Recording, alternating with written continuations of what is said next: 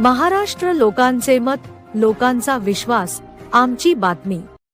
अंधार हरवायला ग्रंथ शिकवतो, जगणं समजायला दोघांचा संगम इथे घडतो, ज्ञानाचा प्रकाश सर्वदूर पसरतो।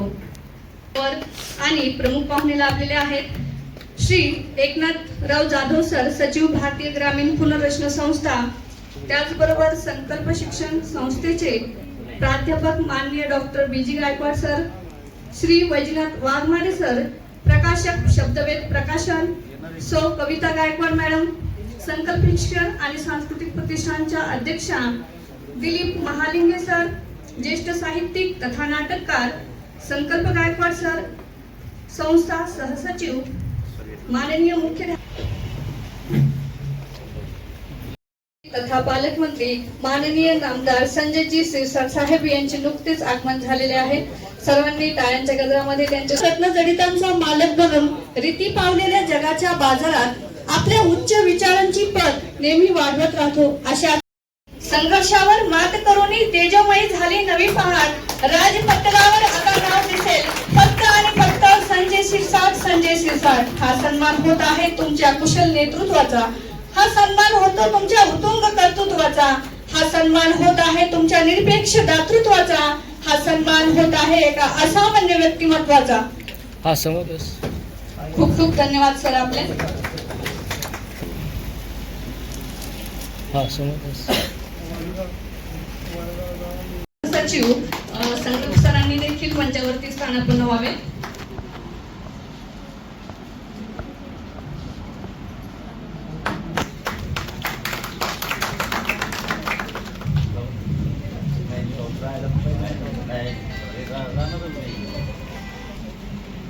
ती म्हणजे एका प्रकाशकाची, कारण प्रत्येक शब्द लेखक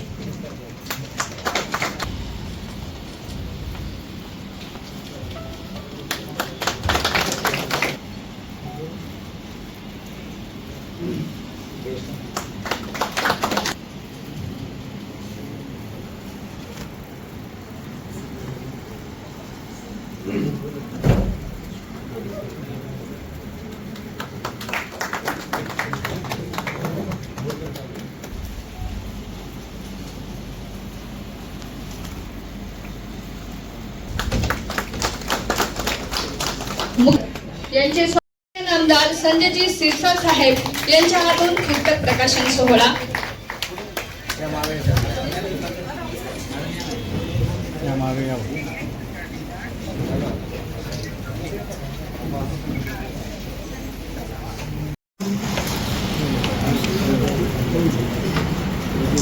आज महाराष्ट्र दिन आहे। आपल्या सर्वांना महाराष्ट्र दिनाच्या, कामगार दिनाच्या आणि बौद्ध पौर्णिमेच्या सुद्धा शुभेच्छा।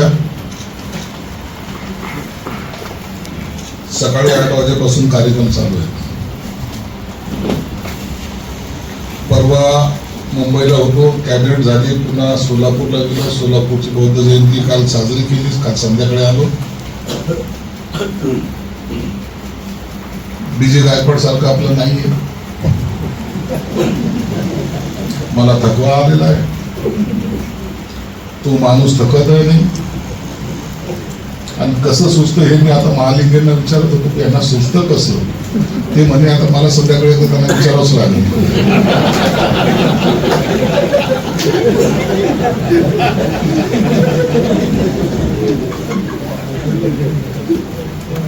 महालिंगेंना विचारलं, म्हणजे तुम्ही काय करता, म्हणे भाऊ आपलं तेच चालू आहे आणि तेच मला जमतं, म्हणजे नाटक। कोणतीही गोष्ट एवढी सोपी नसते।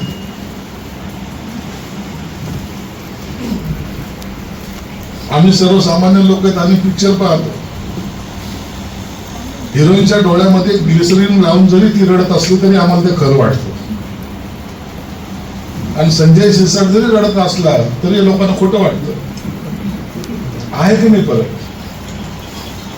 म्हणजे ज्या क्षेत्रामध्ये काम करायचं त्या क्षेत्रामध्ये स्वतःचा पूर्ण आत्मा ओतावा लागतो। आत्मा ओतल्यानंतर त्याच्यातून निघणारे एक एक शब्द किंवा लेखणीतून निघालेले एखादे वाक्य हे कायमस्वरूपी ते राजीनामा होत असतं। बीजी हे पुस्तक लिहिणं म्हणजे आज इतकं सोपं काम नाहीये. आमच्या कॉर्पोरेशन मध्ये एक अधिकारी होता, आता ते 2 वर्षापूर्वी मला वाटतं 2च वर्ष झाले असं तो रिटायर होऊन. ज्या माणसाला सुट्टीचा अर्ज लिहिता येत नाही तो कोणत्या पदावर असेल? विचार करा की कॉर्पोरेशन मधला मी मोठा अधिकारी म्हणतो ज्याला सुट्टीचं ऍप्लिकेशन लिहिता येत नाही, परंतु तो कोणत्या पदावर असेल? तो डीएमसी होता.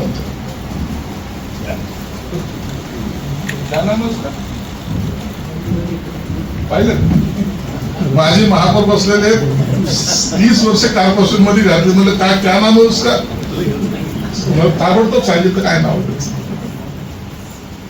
म्हणून काही लोक बुद्धिमत्ता नसताना एखाद्या पदावर बसणं आणि काही माणसं ज्यांच्याकडे बुद्धिमत्ता. सर काय सांगाल, आज पुस्तक प्रकाशन सोहळ्याचा कार्यक्रम पालकमंत्री संजय शिरसाट साहेबांच्या हस्ते झाला, काय सांगणार आहे? मी डॉक्टर बी.जी. गायकवाड. आतापर्यंत 11 पुस्तकं लिहिलेली आहेत. आज 3 पुस्तकाचं उद्घाटन माननीय सामाजिक न्यायमंत्री आमचे मित्र मार्गदर्शक संजयजी शिरसाट साहेब, दिलीपजी महालिंगे सर, भारतीय ग्रामीण पुनर्रचना संस्थेचे सचिव एकनाथजी जाधव आणि सर्व मान्यवरांच्या हस्ते आज ह्या पुस्तकाची उद्घाटन या ठिकाणी झालेली आहे. आणि प्रकाशन होत असताना आनंद वाटतो की प्रकाशन हे मी जिथं काम करतो, मी ज्या ठिकाणी कार्यरत आहे त्याच ठिकाणी प्रकाशन झालं पाहिजे.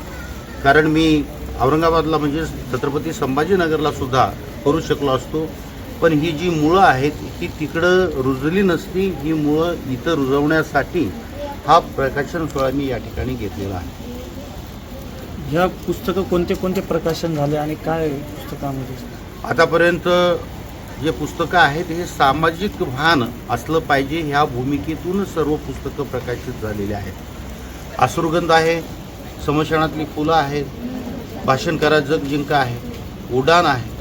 हे सगळं करत असताना प्रेरणा मिळाली पाहिजे, मोटिवेशन मिळालं पाहिजे. जे हा जो तरुण वर्ग आहे त्या तरुण वर्गाला मोटिवेशन मिळणं, एक चांगल्या गोष्टी मिळणं, कारण हे औद्योगिक वसाहत आहे. औद्योगिक वसाहतीमध्ये जे वैध धंदे आहेत हे फार मोठ्या प्रमाणे अवैध धंदे चालतात. त्यामुळं कामगारांना फक्त त्या कारखान्याची खेळतात. पण पुस्तक वाचलं पाहिजे, पुस्तक लिहिलं पाहिजे हे सांगणारा एकमेव वाळूज महानगरचा माणूस मी असल्यामुळं माझी जबाबदारी आहे की या लोकांपर्यंत मी ज्ञान पोहोचवतो. आज आपल्यासोबत कोण कोण उपस्थित होते सर? आज माझ्यासोबत सामाजिक न्यायमंत्री संजयजी शिरसाट होते, ज्येष्ठ नाटककार साहित्यिक आदरणीय आमचे मित्र, या ठिकाणी एक चांगला नाटककार म्हणून ज्याला म्हणतो असा दिलीप महालिंगे सर होते, या संस्थेचे सचिव, भारतीय ग्रामीण पुनर्रचना संस्थेचे सचिव एकनाथरावजी जाधव या ठिकाणी होते, आमचे मित्र माजी तहसीलदार मोहोरकर साहेब या ठिकाणी होते, माजी आयुक्त शिंदे साहेब या ठिकाणी सोबत होते, त्यांच्यासोबत ॲडव्होकेट जोंधळे होते, अनेक मान्यवर या ठिकाणी उपस्थित होते. पालकमंत्री संजय शिरसाट साहेबांनी आपल्याला म्हणजे या निमित्तानं शुभेच्छा देताना आपले विचार लेखनाच्या संसारी वेलीवर 11 पुस्तकाच्या रूपाने अपत्यात आपण जन्माला घातली आणि यापुढे सुद्धा हा वेल मांडवावर जावा अशी शुभेच्छा दिल्या. यापुढचे काही लिखाणाची आपल्या संदर्भातली काही नाही, याच्यानंतर 3 पुस्तकं माझ्याकडं ऑलरेडी लिहिण्याचं काम सुरू आहे. त्यामध्ये एक पुस्तकाचं नाव आहे सरवळी बोथट झाल्या, हा एक पुस्तक मी या ठिकाणी आणतोय. त्यानंतर माता रमाई याच्यावरती एक पुस्तक मी इथं घेऊन येतोय आणि त्यानंतर जी कविता संग्रह एक आहे तो सुद्धा मी या ठिकाणी एक 2-3 महिन्यामध्ये किंवा 6 महिन्याच्या आत हे 3 पुस्तकं प्रकाशित होणार. कविता संग्रह विद्रोही असेल का? नाही, सामाजिक जाण असलेला असेल. सर आज जी 3 पुस्तकं प्रकाशन झालेली आहेत यातून आपण लोकांना काय संदेश दिलेला आहे? संदेश हे दिलेले की लोक वाचली पाहिजेत, लोकांना कळलं पाहिजे खरं काय खोटं काय आहे, हा संदेश त्याच्यामधून आहे. काही महाराष्ट्राचे मुख्यमंत्री होऊन गेले पण मुख्यमंत्री कोण आहे हे विचारलं तर सांगता येत नाही. आमच्या मुस्लिम समाजाचा माणूस मुख्यमंत्री होतो पण त्याचं नाव कुठं घेतलं जात नाही. हे कुठंतरी पोहोचलं पाहिजे ना. म्हणून आपण हे सगळं केलं. भारताच्या पंतप्रधानावर पुस्तक केलं.